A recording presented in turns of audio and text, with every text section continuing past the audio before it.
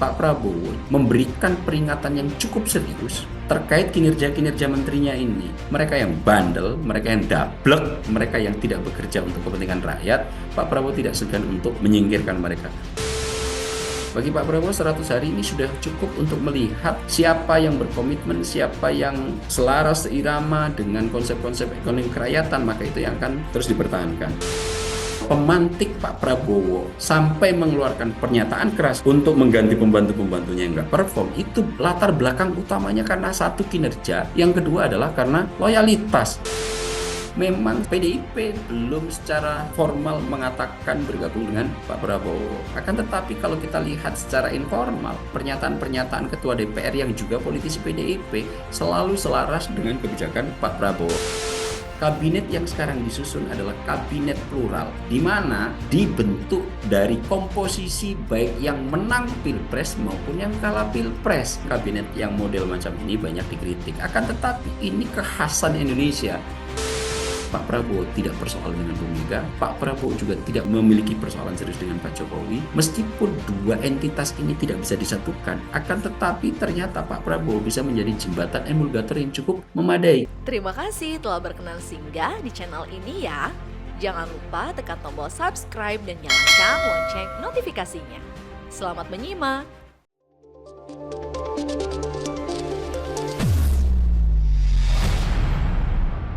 Berkolaborasi dengan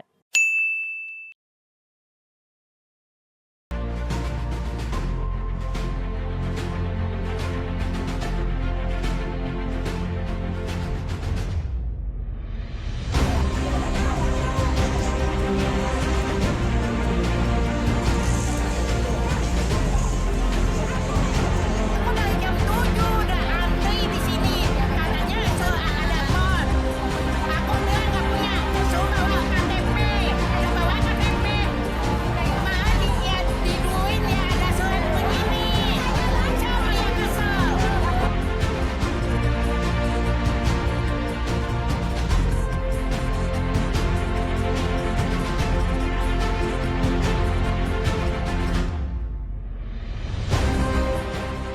Saya sudah beri istilahnya peringatan berkali-kali.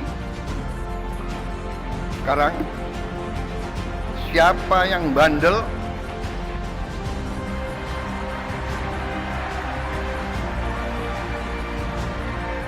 siapa yang dablek,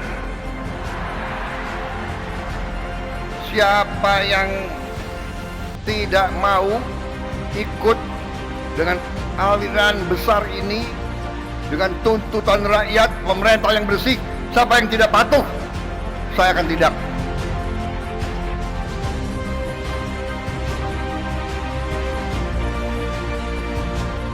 Ya, saya belum tahu persis yang dimaksud yang mana, tetapi kita tahu bahwa dalam program kerja Astacita dalam kemenangan janji kampanye, tentunya Pak Prabowo itu ingin sekali berbuat untuk kesejahteraan rakyat. Nah, memang saya ada dengar keluhan sedikit-sedikit tentang masih ada yang kemudian kurang sirama. Nah, apakah itu yang dimaksud? Nanti kita akan lihat seperti apa.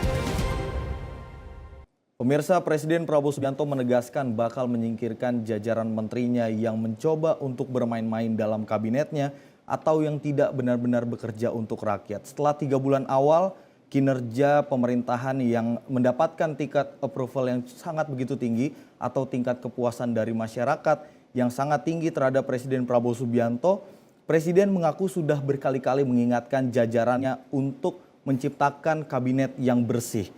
Benarkah pernyataan itu ditegaskan oleh Presiden Prabowo Subianto untuk melakukan reshuffle atau memberikan sinyal bahwa dirinya akan melakukan reshuffle di kabinetnya dalam waktu dekat atau bahkan beberapa bulan ke depan. Untuk membahas hal tersebut, kita sudah terhubung dengan Direktur Eksekutif Skala Survei Indonesia, Bang Abdul Hakim MS. Bang Ab, selamat malam. Selamat malam Mas Andi. Apa Bang kabar, Ab, sehat? Alhamdulillah sehat. Bang Ab sehat ya. Bang Ab, kalau Alhamdulillah.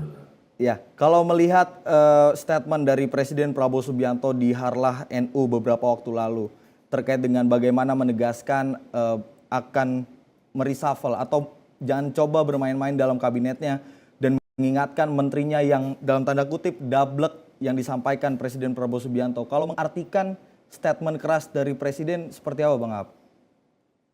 Iya, kita agak cukup kaget ya mendengar pernyataan keras dari Pak Prabowo untuk para pembantunya yang baru sehari yang lalu kita simak bersama, dan pernyataannya memakai diksi yang cukup menggambarkan emosi marah, dablek, bandel, tidak mau bekerja untuk rakyat, dan kalimat ujungnya juga saya lihat cukup keras.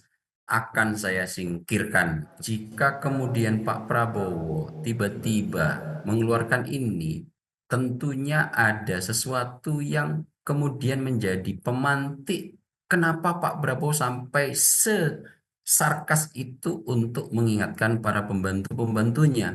Kita tahu memang Pak Prabowo membentuk sebuah kabinet yang cukup gemuk, kemudian menjadi yang terbanyak dalam sejarah Republik ini setelah Pak Soekarno, sama membuat kabinet yang cukup besar yang awalnya dikritik akan tetapi belakangan mendapat apresiasi. Akan tetapi banyak tersempil beberapa kinerja kabinet ini yang saya lihat memang tidak bisa selaras dengan apa yang diinginkan oleh Pak Prabowo. Salah satu contoh paling sederhana ya yang baru-baru ini viral misalnya terkait dengan distribusi gas 3 kilogram yang minggu lalu sudah 3 hari yang lalu sudah sempat kita bahas, Mas Andi, bahwa pernyataan keras dikeluarkan oleh wakil ketua DPR yang merupakan juga orang dekat Pak Prabowo Subianto, bahwa kebijakan yang sedang digulirkan itu merupakan bukan bagian dari yang diharapkan oleh Pak Prabowo atau bukan kebijakan Pak Prabowo. Orang ini yang mengatakan adalah orang paling penting menurut hemat saya di sekeliling Pak Prabowo, pun posisinya berbicara sebagai perwakilan anggota yang mewakili masyarakat. Apa itu DPR? Siapa dia? Sufmi Dasko Ahmad. Dia mengatakan bahwa kebijakan untuk menyetop distribusi dari agen pangkalan ke subpangkalan agar subsidi tepat sasaran itu Bang Dasko mengakui sendiri bahwa ini program yang kurang sosialisasi.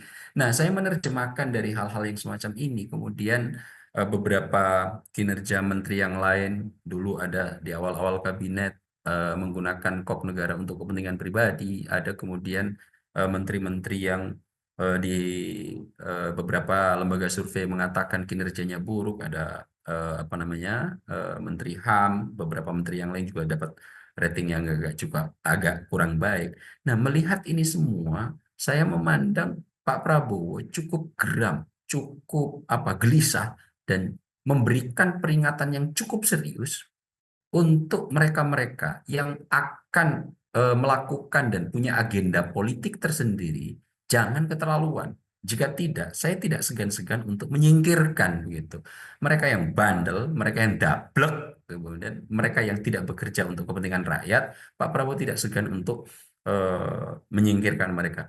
Saya lihat ini adalah sinyalemen cukup kuat bagi Pak Prabowo untuk segera dan bertarung dalam tanda kutip setelah 100 hari ini melihat kinerja dari para pembantunya, mana yang dipandang perform, mana yang dipandang tidak perform. Sepertinya Pak Prabowo sudah memberikan warning ini bahwa sewaktu-waktu Pak Prabowo tidak segan-segan lagi untuk kemudian mengganti mereka, menyingkirkan mereka kalau bahasa Pak Prabowo dari kabinet, meskipun Mas Andi, posisi mereka sangat kuat, posisi mereka cukup hebat, dan posisi mereka dalam koalisi juga menopang menjadi salah satu penopang terbesar dari Pak Prabowo. Karena kalau memang yang dirujuk itu adalah bukan sosok-sosok kuat yang memiliki kekuatan politik memadai, tentu Pak Prabowo tidak akan mengeluarkan sekasar ini. Langsung saja Pak Prabowo akan menjatuhkan evaluasi dan keputusan sebagaimana seperti biasanya. Pak Prabowo ketika ingin mengeksekusi sesuatu tidak akan perlu berwacana berlebih.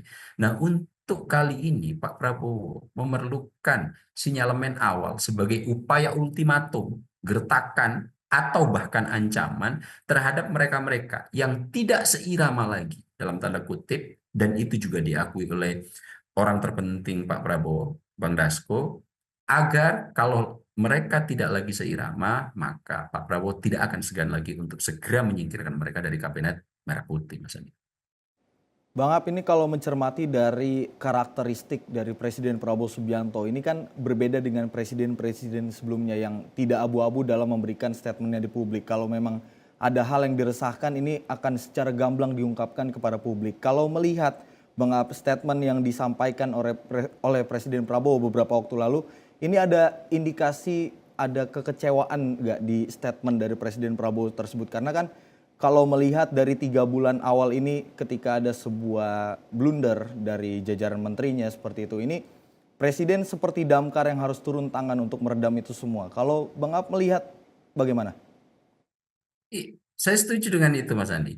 Ada trigger utama yang tentunya Pak Prabowo sebagai sosok yang bekerja, yang mengungkapkan apa yang dipikirkan dalam perkataannya apa adanya, sangat genuine, tidak bisa kemudian bermuka dua dalam konteks menghadapi persoalan-persoalan yang sedang diselesaikan.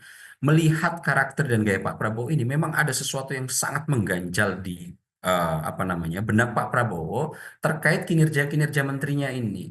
Pak Prabowo seolah-olah ingin mengingatkan, kau boleh punya agenda politik, kau boleh punya agenda ekonomi, kau boleh punya agenda pribadi. Akan tetapi jika sudah beririsan dengan kepentingan masyarakat, maka visi asta cita menjadi rujukan tunggal. Dan bagi mereka yang tidak selaras dan seirama lagi, maka mereka akan mendapatkan penanganan khusus dari Pak Prabowo, yaitu disingkirkan gitu. Nah, kondisi-kondisi semacam ini saya melihat amarah dalam tanda kutip yang ada di benak Pak Prabowo ini sedang diluapkan, dan itu dikemukakan dalam harla organisasi masyarakat terbesar Islam, yaitu Nahdlatul Ulama. Kita tahu bahwa NU ini adalah menjadi salah satu organisasi Islam terbesar di Indonesia. Artinya Pak Prabowo ketika menyampaikan itu sedang berada di tengah-tengah masyarakat dan ingin menyampaikan bagi mereka yang tidak pro lagi terhadap masyarakat dan menyusahkan masyarakat, maka dengan sendirinya Pak Prabowo akan mengambil sikap tegas untuk menyingkirkan mereka dalam kinerja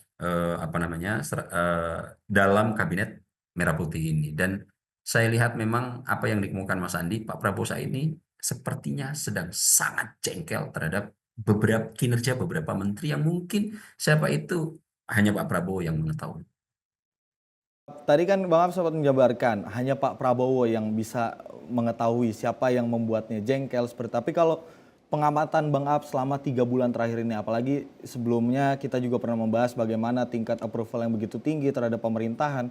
Kalau selama ini melihat dari jajaran menteri, siapa Bang kira-kira yang dalam tanda kutip dibilang dablek dan sudah berkali-kali diingatkan bahwasannya memang kartu kuning ini bukan ketika harlah NU disampaikan, tapi sebelumnya sudah diberikan kartu kuning. Artinya the next ini adalah kartu merah yang akan dikeluarkan. Siapa kira-kira yang sekiranya sudah masuk kantong presiden untuk menghadapi reshuffle di mungkin dalam waktu dekat atau beberapa bulan ke depan, Bang Ab? Ya, kalau memang yang akan tahu melakukan kapan, siapa yang akan diganti oleh Pak Prabowo, memang hanya Pak Prabowo yang tahu, karena di Pak Prabowo lah hak prerogatif, hak istimewa untuk memilih dan memberhentikan.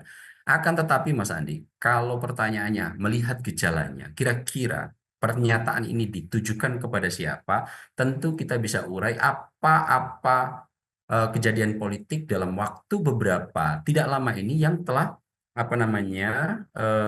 mewarnai opini publik.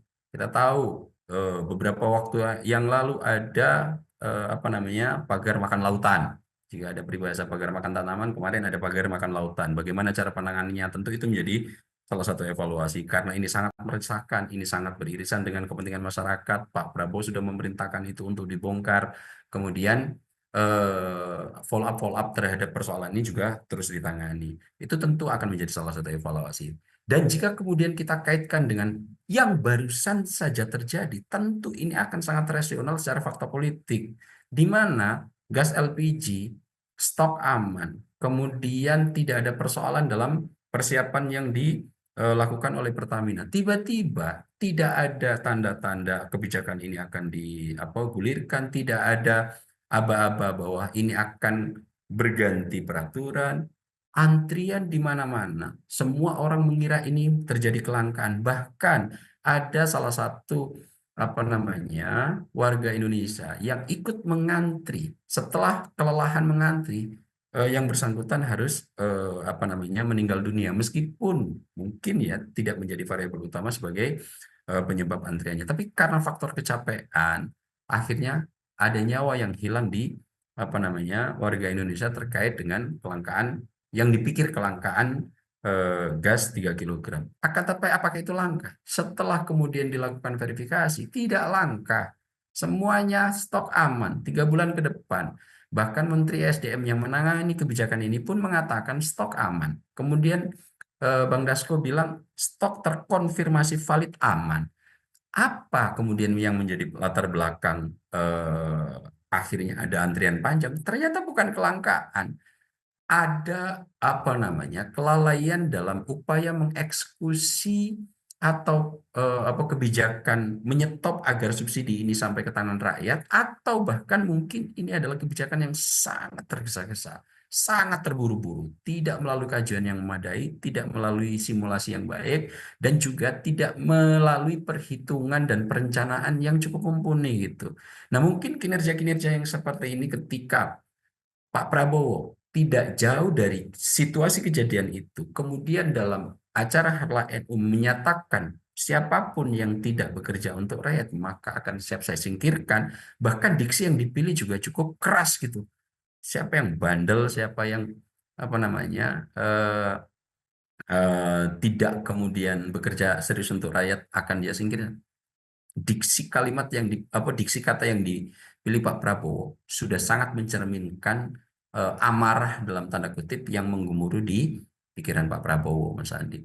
Nah, kalau kemudian kita menyambung-nyambungkan ini, bisa saja. Pun kemudian kalau kita sambungkan dari beberapa hasil riset lembaga survei yang sudah melakukan publikasi terhadap kinerja para menteri yang ada sekarang, kita lihat ada beberapa kinerja menteri yang cukup buruk diidentifikasi oleh Selyos kalau nggak salah, kemudian Kedai Kopi juga ternyata mengurai variabel yang tidak puas terhadap Pak Prabowo. Alasan paling utama adalah kinerja para pembantu Pak Prabowo. Ini juga kan menjadi pertanyaan, apakah kemudian variabel-variabel ini yang menjadi pemantik Pak Prabowo? Saya pikir iya, karena adanya kejadian-kejadian ini, kemudian Pak Prabowo ini sebagai sosok yang memang tidak bisa menutupi apa yang dipikirkan untuk dikemukakan di publik, mengeluarkan pernyataan dengan keras bahwa mereka akan disingkirkan para pembantunya ini yang jumlahnya sekitar 48 itu jika kemudian mereka tidak akan selaras dan seirama lagi dalam konteks asta cita untuk kesejahteraan masyarakat, Mas Andi. Baik Bang Ap, ini kalau melihat dari kekecewaan dari Presiden Prabowo Subianto, mulai dari menteri yang kurang memahami seperti itu, kemudian dengan sangat keras disampaikan dablek, sedikit saja Bang Ap, kalau berdasarkan hasil retreat dari jajaran menteri di kabinet, ini hasilnya positif di awal-awal seperti itu. Kemudian setelah 3 bulan Presiden mencurahkan semuanya apa saja yang diresahkan oleh beliau terkait dengan jajaran kabinetnya. Lantas sebenarnya faktor apa yang membuat jajaran menteri ini kurang memahami visi dari Presiden Prabowo Subianto? Padahal seperti beberapa jajaran kabinet, wamen dan juga menteri menyampaikan kalau tidak ada masalah dengan penyampaian visi dari Presiden karena kami hampir setiap hari dievaluasi. Ini sebenarnya faktor apa beberapa menteri yang tadi sudah kita jabarkan, Bang Ap jabarkan, ini di luar dari koridor Presiden Prabowo Subianto yang kita ketahui adalah memegang teguh komitmen ekonomi kerakyatan. Ya, tentu Mas Andi ya, karena memang kabinet yang dikelola oleh Pak Prabowo ini adalah kabinet yang plural, kabinet yang beragam, berasal dari berbagai macam kekuatan politik, berasal dari berasal dari apa namanya non partai politik dan profesional, tentu kepentingan dari masing-masing sosok yang saat ini menjadi Pak Prabowo, selain visi besar yang harus diterapkan, tentu memang punya agenda-agenda tersendiri, terutama mereka-mereka yang terafiliasi dengan kekuatan-kekuatan politik yang ada di Indonesia. Saya tidak menafikan bahwa itu adalah salah satu kepentingan yang juga harus terus dijaga karena partai politik akan mencoba berjuang untuk terus survive di kancah politika nasional.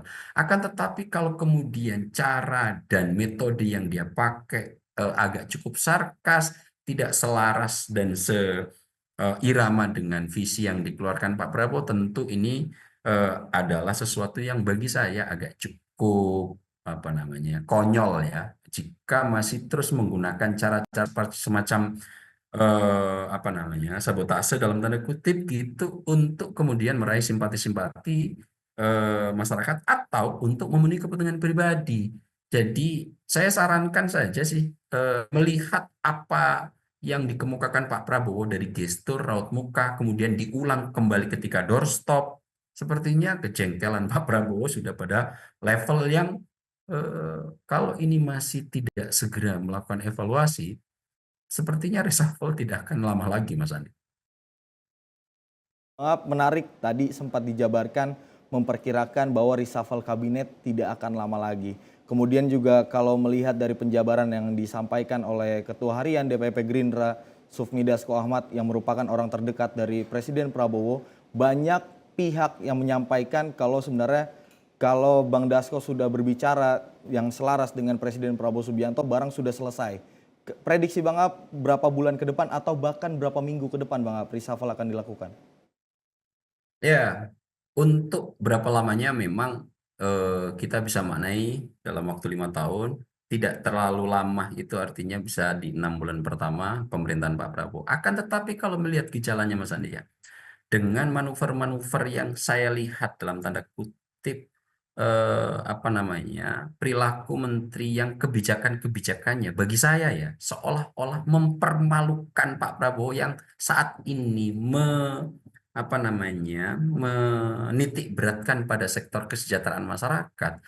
Tentu hal-hal ini yakin menjadi salah satu variabel bagi saya kenapa kemudian Pak Prabowo terpantik untuk mengucapkan bagi mereka yang bandel akan segera disingkirkan. Bagaimana tidak di saat yang cukup leluasa seperti Mas Andi bilang tadi, tingkat approval rating Pak Prabowo 3 lembaga survei sama di angka 81%-an, Kompas, LSI, kemudian indikator mendekati angka 80%.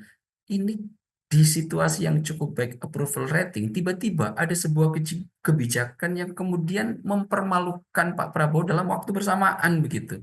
Tiba-tiba yang awalnya apresiasi publik cukup baik, ada sebuah kejadian yang di mana kejadian itu disebabkan oleh kebijakan yang tidak begitu mendapatkan kajian dan simulasi yang cukup memadai sampai harus ada yang meninggal. Tentu ini kan seperti mempermalukan Pak Prabowo depan umum gitu. Nah, kalau melihat kondisi ini seberapa seberapa lama, saya melihat Pak Prabowo tidak biasa menggunakan kalimat gertakan ultimatum ini jika ingin mengeksekusi sebuah keputusan. Tapi Pak Prabowo sepertinya masih memberikan ruang dan waktu. Jika masih bandel, artinya kalau dalam waktu dekat ini tidak segera melakukan evaluasi, nama-nama yang dipandang oleh lembaga survei sebagai sosok berkinerja buruk atau kinerja menteri-menteri yang dianggap tidak selaras dan minus, jika tidak segera melakukan perbaikan, maka betul-betul tidak akan dalam waktu yang lama lagi, Mas Andi. Akan tetapi, saya melihat Pak Prabowo masih memberikan ruang. Ini disampaikan ke ranah publik tidak secara personal. Jadi Pak Prabowo sudah menyampaikan ke publik bagi mereka menterinya yang tidak perform secara baik untuk bekerja bagi rakyat, maka dia akan singkirkan. Akan tetapi jika kemudian sosok-sosok yang sebetulnya secara personal dituju Pak Prabowo untuk mendapatkan evaluasi penting dalam konteks pergantian kabinet atau pembantu-pembantunya melakukan perbaikan-perbaikan dan ingin menunjukkan kinerja yang baik, tentu sepertinya Pak Prabowo masih akan cukup leluasa dan cukup legowo untuk tetap mewadahi mereka dalam kabinet yang saat ini dipimpin oleh Pak Prabowo. Kenapa? Lagi-lagi saat ini Pak Prabowo masih terus mengedepankan upaya untuk rekonsiliasi, tidak mencoba untuk terpecah belah. Akan tetapi kemudian Pak Prabowo memberikan garis bawah. Kalau masih bandel, kalau masih tidak nurut, kalau masih tidak bekerja keras untuk kepentingan masyarakat akan disingkirkan. Nah, ini bagi saya semacam ancaman cukup serius bagi mereka-mereka yang saat ini di evaluasi Pak Prabowo, dan saya segera berharap ini menjadi sinyal positif bagi eh, menteri-menteri untuk segera memperbaiki kinerjanya, karena ultimatum Pak Prabowo ini bagi masyarakat Indonesia menjadi sinyal yang sangat baik, karena Pak Prabowo memang terlihat sangat serius kalau menyangkut hajat hidup orang banyak. Bagi mereka yang tidak bekerja dengan maksimal, para menteri, kepala badan, dan pihak-pihak yang secara prerogatif diangkat oleh Pak Prabowo, ya segera evaluasi diri, bekerjalah betul-betul sesuai dengan visi ekonomi kesejahteraan masyarakat. Kalau itu kemudian bisa dilakukan, ya mungkin masih bisa kita lihat rentang waktunya tidak akan secepat yang kita kita diskusikan di awal tadi, Mas Adi. Bang Ab, kalau melihat kebijakan maupun perilaku jajaran kabinet Merah Putih beberapa seperti itu, ini menjadi beban tersendiri bagi Presiden Prabowo Subianto. Nah, kalau tadi sempat dijabarkan mungkin dalam waktu 6 bulan akan melakukan reshuffle. Kalau dikaitkan dengan politis Bang Ab, apakah memang waktunya Presiden Prabowo Subianto bersih-bersih? 3 bulan awal memberikan kartu kuning, kemudian kalau masih melakukan blunder-blunder ataupun tidak menjalankan visi dari Presiden, ini di 6 bulan ini akan melakukan bersih-bersih kabinet. Benar begitu Bang Ab? Kalau saya lihat ya, saya mengamati Mas Andi, setiap ada isu reshuffle di Indonesia, itu setidaknya dilatar belakangi oleh 6 perkara penting gitu. Reshuffle isunya selalu mencuat jika pertama itu ada evaluasi kinerja menteri. Apa yang telah dilakukan selama 100 hari ini, misalnya Pak Prabowo telah menilai apa yang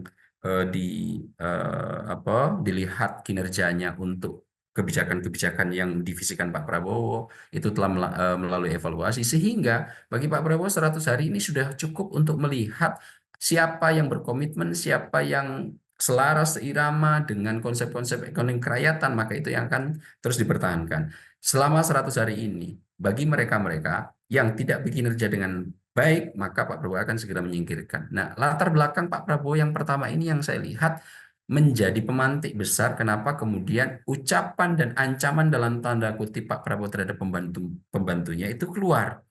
Nah, reshuffle yang kedua biasanya ini dilatari oleh faktor internal dan soal loyalitas, Mas Andi. Kalau kita lihat, Pak Prabowo juga ternyata mengevaluasi dan melakukan pernyataan ini dilandasi karena adanya loyalitas yang dipertanyakan dalam tanda kutip. Dari mana kita tahu itu? Ada ketidakseiramaan seperti dikeluarkan oleh Bang Dasko terkait pembantu-pembantunya. Akan tetapi meskipun siapa itu belum bisa dirujuk secara pasti.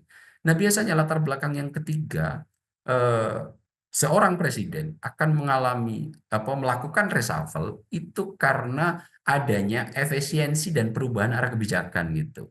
Biasanya karena sektor di awal ini kebijakannya A, B, C, D, E, F, G, H, I, J, tiba-tiba nanti ada sedikit melenceng ke berpindah arah ke sektor yang lain. Ini akan ada reshuffle. Nah, dalam konteks ini saya lihat Pak Prabowo belum menyentuh soal perubahan arah kebijakan. Yang keempat, biasanya di Indonesia itu kalau mau ada reshuffle karena tekanan publik dan persepsi masyarakat yang kemudian mengejala, dan ini terjadi. Lembaga survei sudah membuat list itu beberapa menteri yang berkinerja buruk begitu, dan ini kemudian mendapatkan apresiasi atau rating yang paling rendah dari masyarakat. Nah, berapa nama ada Menteri HAM, ada termasuk Menteri SDM, kemudian ada banyak nama, saya agak lupa angka urutannya itu yang dikeluarkan oleh Celius. Nah, menariknya Celius ini kan melakukan apa namanya penelitian ini dengan mengutip persepsi-persepsi dari kalangan yang sudah memadai tingkat pengetahuan terkait kabinet gitu. Jadi dia tidak pakai multistate sampling, akan tetapi dia minta pendapat-pendapat dari kalangan wartawan dan beberapa apa namanya elit yang sudah mengerti tentang kabinet. Nah, biasanya saya lihat juga variabel nomor 5 itu kalau mau reshuffle itu terkait agenda politik dan pemilu gitu Mas Andi. Biasanya seperti yang dilakukan oleh Pak Jokowi waktu itu mendekati pemilu maka selalu ada beberapa pergantian posisi.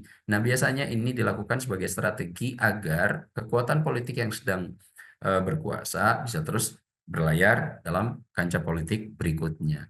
Nah, yang kemudian saya lihat latar belakang nomor 6 atau terakhir di Indonesia itu kalau mau ada isu reshuffle itu terkait stabilitas politik atau perubahan arah koalisi gitu.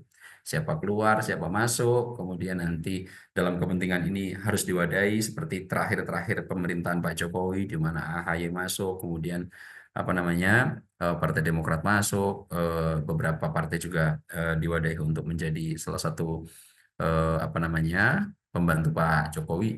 Saya melihat kondisi-kondisi ini yang menjadi latar belakang seorang presiden melakukan reshuffle. Nah, pertanyaannya, Pak Prabowo yang mana? Saya melihat karena ada faktor dua pertama, Mas Andi, yang kemudian membuat Pak Prabowo mengeluarkan statement sekeras ini. Satu, kinerja menteri. Yang kedua, soal faktor loyalitas. Ini seirama lagi tidak sih agenda kau meskipun punya kepentingan politik, tapi agendamu masih seirama nggak dengan visi yang dicanangkan oleh Pak Prabowo? Nah, variabel ini yang saya lihat di ucapan pertama era pemerintahan Pak Prabowo setelah 3 bulan memimpin, setelah 100 hari melakukan evaluasi, sampai mengeluarkan gertakan cukup keras dengan bagi mereka yang masih bandel akan disingkirkan. Nah, kalau melihat apa namanya variabel latar belakang yang melingkupi Pak Prabowo kenapa kemudian mengeluarkan pernyataan sekeras itu, saya lihat variabelnya adalah soal kinerja menteri dan juga soal loyalitas yang ada disinyalir Pak Prabowo tidak lagi seirama untuk visi ekonomi kerakyatan. Ada yang lebih mementingkan kepentingan ekonomi atau kepentingan yang lainnya, saya tidak tahu Mas. Baik Bang Ab, menarik, ada faktor kinerja kemudian faktor loyalitas dan tadi yang menarik adalah siapa yang akan masuk, siapa yang akan keluar. Tapi jangan dijawab dulu terkait hal itu, saya mau menanyakan terkait dengan komposisi kabinet dulu Bang Ab. Kalau melihat 3 bulan kinerja dari Presiden Prabowo Subianto dan juga jajarannya kemudian mendapatkan tingkat kepuasan yang sangat tinggi dalam waktu 3 bulan sedangkan Presiden sebelumnya, Presiden Jokowi butuh waktu 10 bulan terlebih dahulu untuk mendapatkan atau peningkatan tingkat kepercayaan dari publik. Sebenarnya faktor ini juga menjadi beban bagi Presiden Prabowo tentunya dan juga kalau berdasarkan analisa Bang Ab sendiri, selama 3 bulan ini komposisi jajaran kabinet merah putih sudah pas atau memang harus ada yang diganti Bang Ab? Kalau sejauh ini melihat komposisi kekuatan dan peta politik yang ada, sebetulnya secara faktual 100% semua kekuatan politik sudah ada di apa namanya berhasil dikolaborasikan oleh Pak Prabowo. Kan saat ini sisa satu parpol lagi yang secara definitif belum mengucapkan berada di koalisi, tinggal PDIP. Akan tetapi secara informal kan sebetulnya semua kebijakan Pak Prabowo yang dikeluarkan, misalnya makan bergizi gratis, efisiensi dan lain-lainnya, mendapatkan dukungan yang cukup serius dari PDIP. Dan beberapa kebijakan-kebijakan yang apa namanya digelontorkan Pak Prabowo di parlemen diwadahi dengan serius oleh PDIP. Memang secara apa namanya, secara de jure PDIP belum secara formal mengatakan bergabung dengan pemerintah Pak Prabowo. Bahkan biasanya koalisi kan akan ditandai dengan adanya kader-kader terbaik parpol untuk diminta bantuan mengelola pemerintahan dalam kabinet. Nah, sampai detik ini memang secara resmi kader PDIP belum ada. Akan tetapi kalau kita lihat secara informal, Pak Budi Gunawan kurang dekat apa dengan PDIP. Kemudian pernyataan-pernyataan ketua DPR yang juga politisi PDIP selalu selaras dan dengan kebijakan Pak Prabowo. Nah, jika kemudian ada koalisi Pak Bu Mega dan Pak Prabowo kemudian melakukan diskusi dan akan adanya arah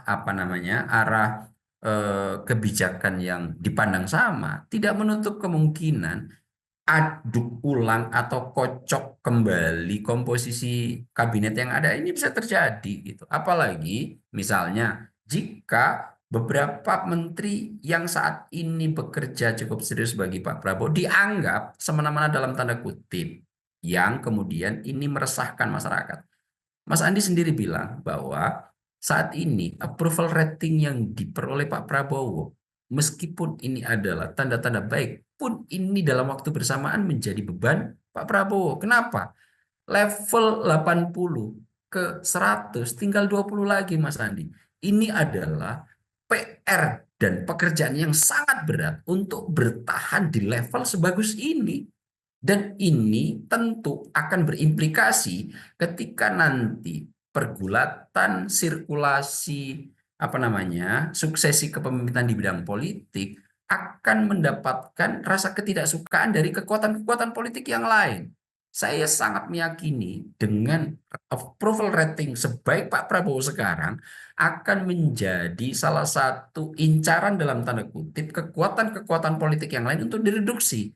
Kenapa? Karena ini jika tidak, maka kekuatan politik yang lain akan makin sedikit peluangnya untuk menerima suara dan aspirasi masyarakat secara menggelembung lebih tinggi. Nah, tentu sekali approval rating yang sangat baik yang dimiliki Pak Prabowo di 3 bulan atau 100 hari kerja pertama ini adalah tanda-tanda baik bagi masyarakat Indonesia.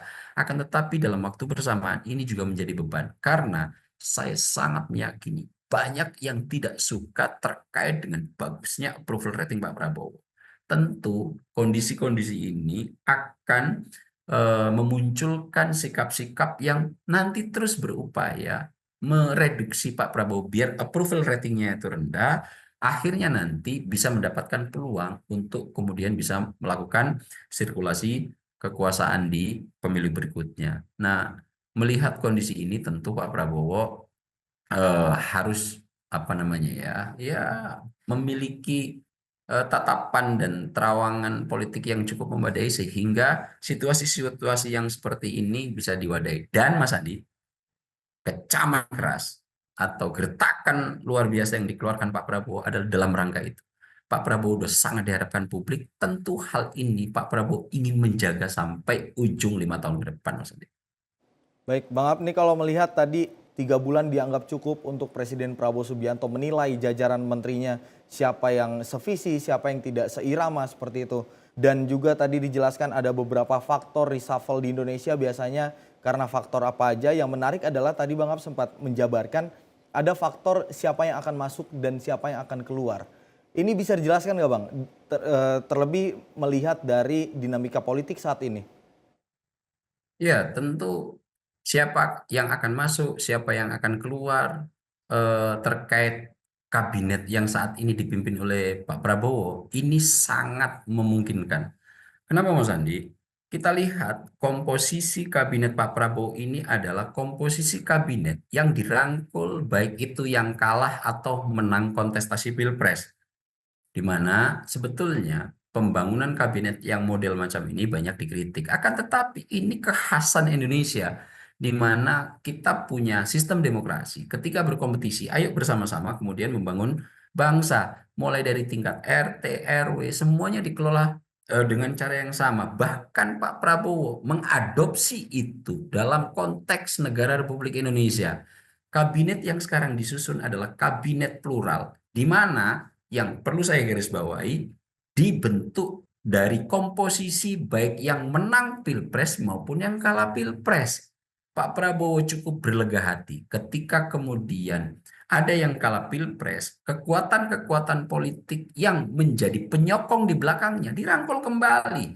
Bahkan Mas Andi ya, salah satu kompetitornya dirangkul kembali seperti Pak Prabowo dirangkul oleh Pak Jokowi. Siapa? Caimin yang menjadi wakil Mas Anies. Nah, dengan melihat rute dan apa namanya contoh yang sudah dilakukan Pak Prabowo untuk kemudian merekalkulasi atau merekomposisi kabinet yang ada sekarang cukup memungkinkan.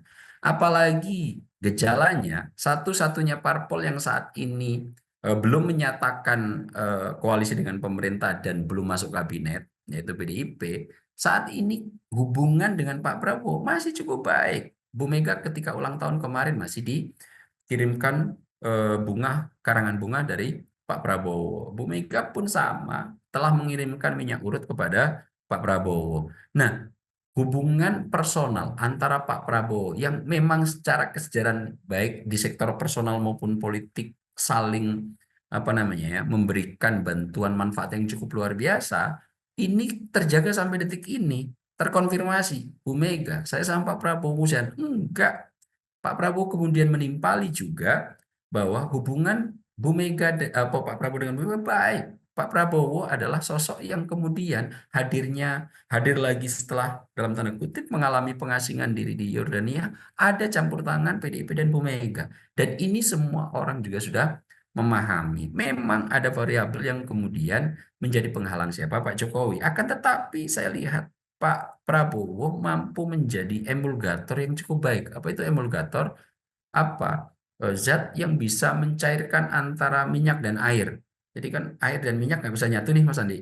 Secara kimia dalam apa namanya dalam kehidupan sehari-hari sudah kita temui bahwa air dan minyak bisa disatukan, tapi tidak secara mandiri. Harus ada fasilitator. Apa itu? Disebut sebagai emulgator. Nah, ketika air dan minyak ini ingin bersatu, emulgator di tengahnya, kenapa dia kemudian bisa menjembatani untuk air dan minyak bersatu?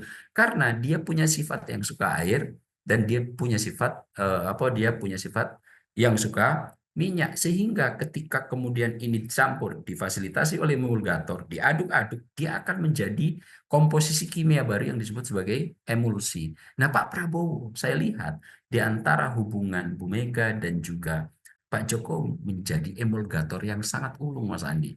Pak Prabowo tidak persoalan dengan Bu Mega, Pak Prabowo juga tidak menjadi memiliki persoalan serius dengan Pak Jokowi.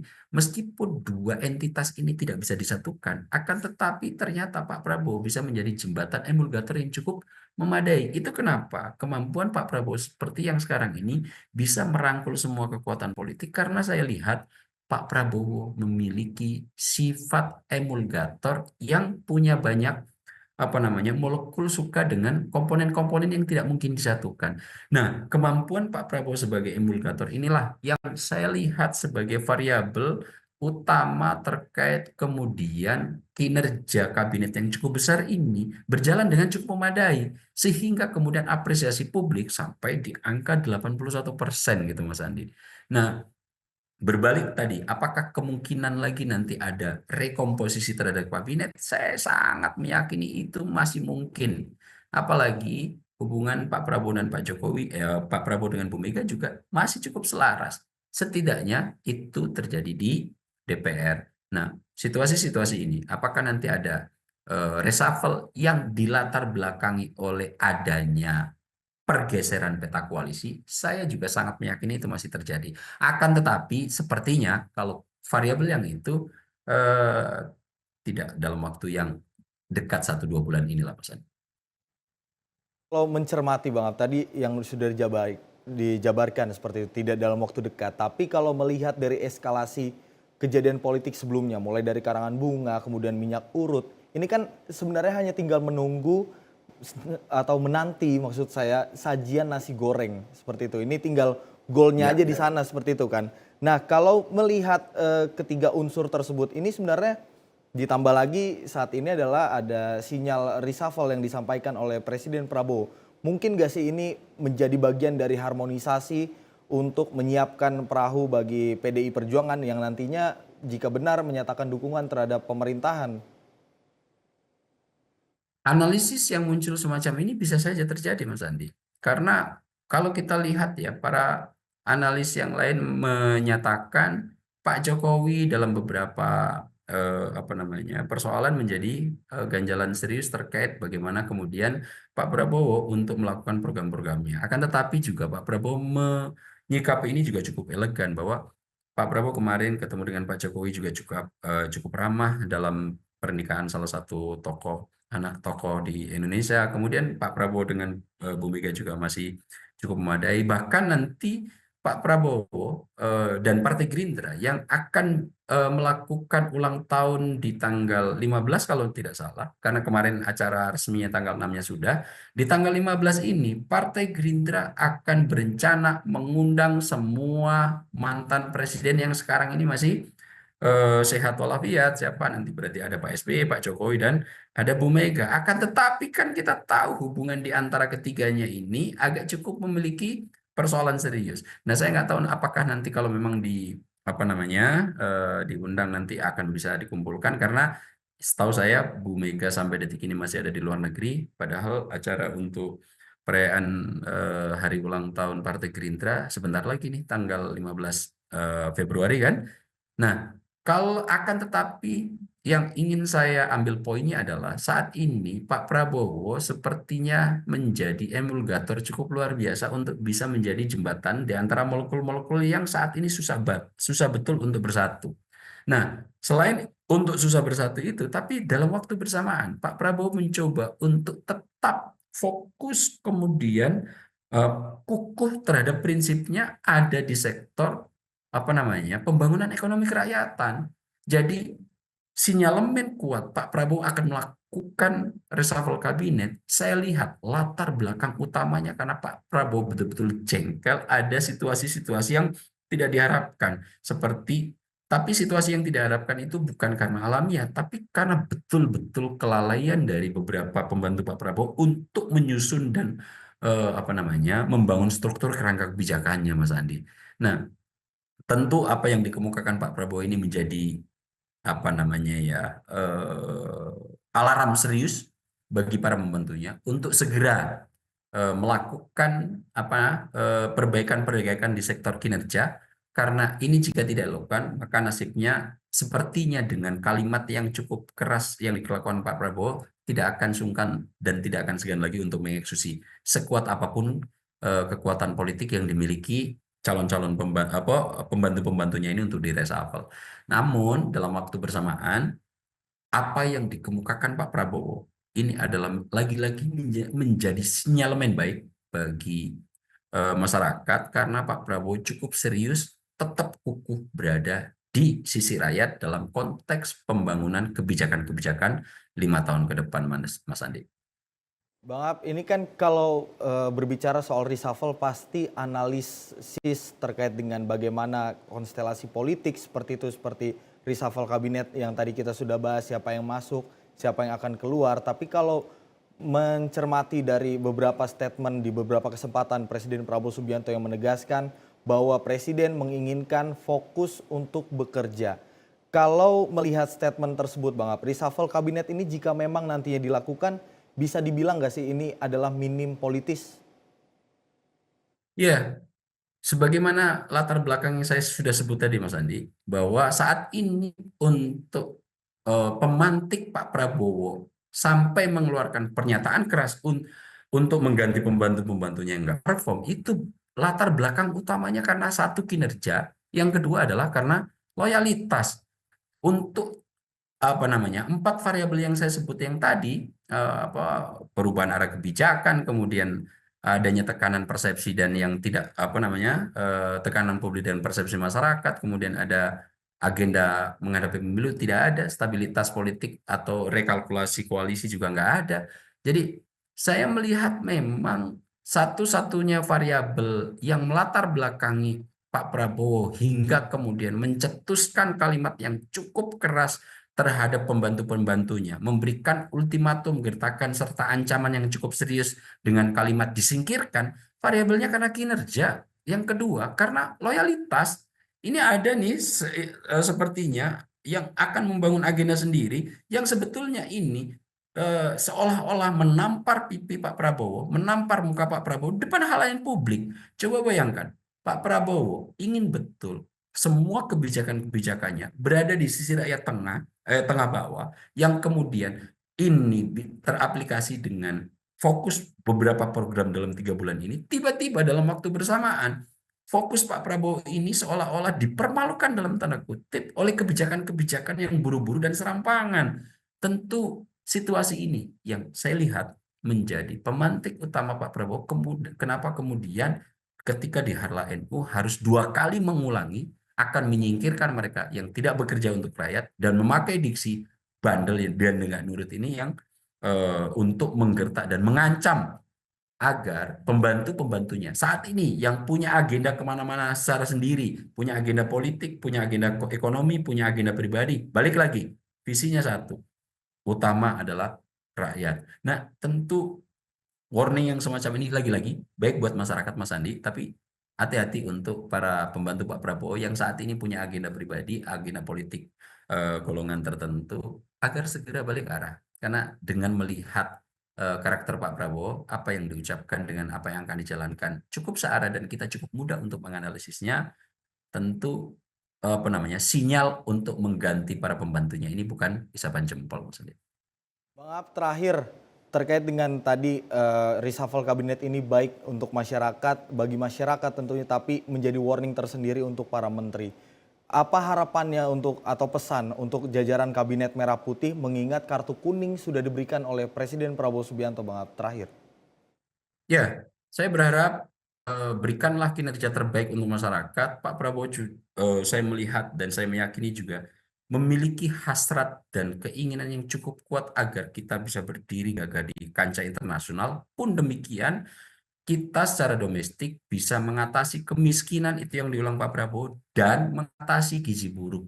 Ini selalu diulang-ulang. Tentu saat ini fokus utama Pak adalah di sektor ini. Secara bertahap baru nanti akan beranjak pada level-level berikutnya. Apakah yang lain terabaikan? Tidak. Tapi saat ini soal prioritas. Pak Prabowo sedang memperbaiki ini. Tentu kebijakan-kebijakan yang kemudian kontraproduktif terhadap tujuan utama visi Pak Prabowo ini jangan dilakukan sebagaimana yang telah kita lihat beberapa waktu terakhir, Mas Andi. Jadi saya berharap visi ini bisa diinterpretasikan dan diterjemahkan dalam konsep kebijakan yang lebih detail secara memadai bagi para Pak Prabowo, sehingga betul-betul harapan dan hasrat Pak Prabowo ini untuk kesejahteraan masyarakat bisa dikenyam dengan cukup lengkap oleh masyarakat sebagaimana yang dibayangkan dalam visi Asta Cita yang dikeluarkan oleh Pak Prabowo, Mas Andi. Jadi saya sangat berharap serius, rendah hati, kemudian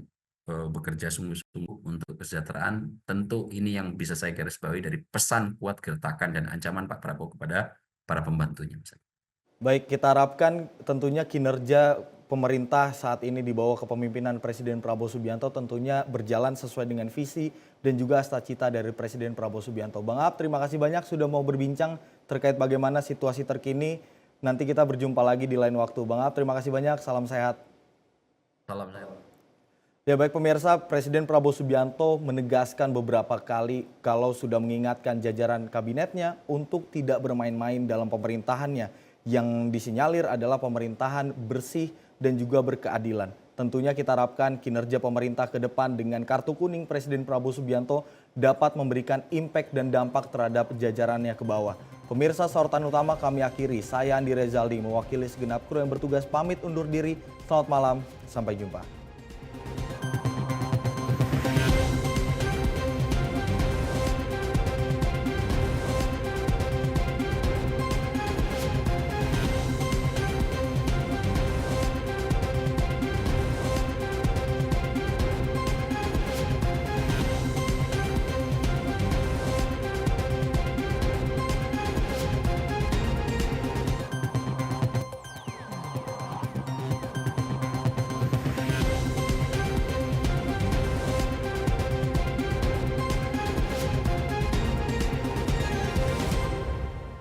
Berkolaborasi dengan.